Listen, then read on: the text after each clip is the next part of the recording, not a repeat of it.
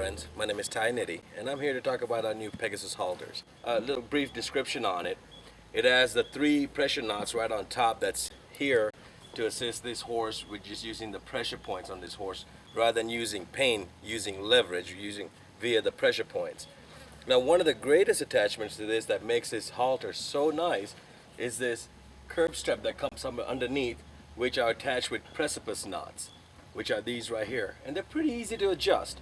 So you find what you want to do is once you get your halter set on your horse, you kind of want to find the precipice knots on the sides and adjust them to make them just a little snug. Not too much, but just a little snug to where you can get a finger right between the horse's chin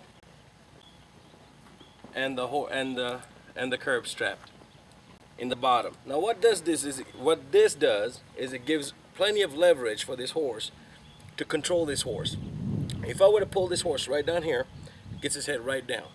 And what it is now you're engaging 5 pressure point knots on top that's going to do your job and make your job a heck of a lot easier. And the same thing on top to pull. Now you're pulling on the precipice knots that are on the bottom that's going to encourage this horse for a forward movement, just as such. Now Bear here is a 5-year-old stallion. He's a fairly young horse, just started under saddle. He's probably got about a week under saddle. Doesn't know everything yet. It can be a little hard to manage. So this type of halter, this type of Pegasus training halter, I would highly recommend to a young horse, Greenbrook horse, a young stud horse that you're starting, because it gives you plenty of control on this horse's face. By not using pain, instead using a lot of leverage via pressure points. One of the great products attached to this is this side pulls here. There's one on either side of the halter. Now this way you can attach some reins. Now one of the good things about it is if you were to pull on one of these side pulls, you are engaging every single pressure knot on top, including the precipice knots that are on the bottom. So every time you pull them here, you're engaging this entire surface of this halter. Now we have set the halter here without our lead rope, just with some regular roping reins that we're using. And just to show you now, I love to start a horse without a bit in its mouth. And the old traditional way was using a Boselle or a Hackamore. Now with the introduction of this product, I found out that this worked immensely great on everything I want to teach this horse when it comes to pressure and release. And it's so much easier. It doesn't damage the horse, it doesn't scar the horse, but it puts the pressure needed in the right places to get him to do what I need him to do. So a quick demonstration of how to properly get this horse used to pressure off of this halter. Now I'm going to go ahead and cross my hand over here, and all I'm going to do is just ask him wide, just to pull. That's how simple it is, and let go. Same thing on this side, get him to stand still, and then pull here. That's it. I'm going to go ahead and ask my assistant to go ahead and pull this horse forward just a little.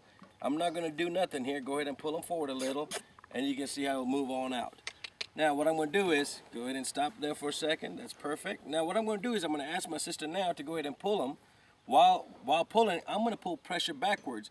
Go ahead and pull, and I'm going to ask this horse to back up while pulling on it. Excellent, thank you.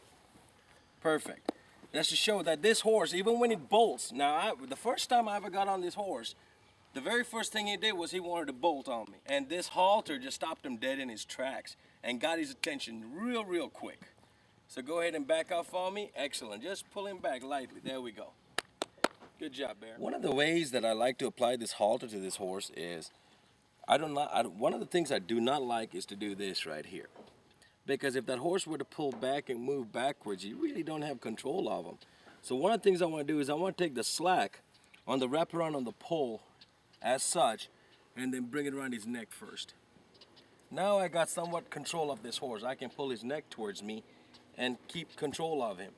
Now one of the ways you want to put this front nose band on is you'll have the nose band here on top with the 3 pressure knots, and then you have your curb strap with the precipice knots on the bottom here. Now the only thing that's going to connect this horse's muzzle, just a quick way to remember, is to pressure knots. So we're going to go on top as such, and we're going to pull to where we want a desired setting.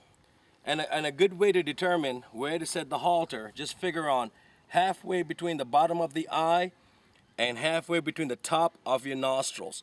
So right in between is where you want to engage this halter. And this is where most of the pressure points are, right here, dead center, either side of the nasal cavity. And the precipice knots, there's plenty of nerve endings right here and a lot of contact. And this works great for these precipice knots and the curb strap to engage.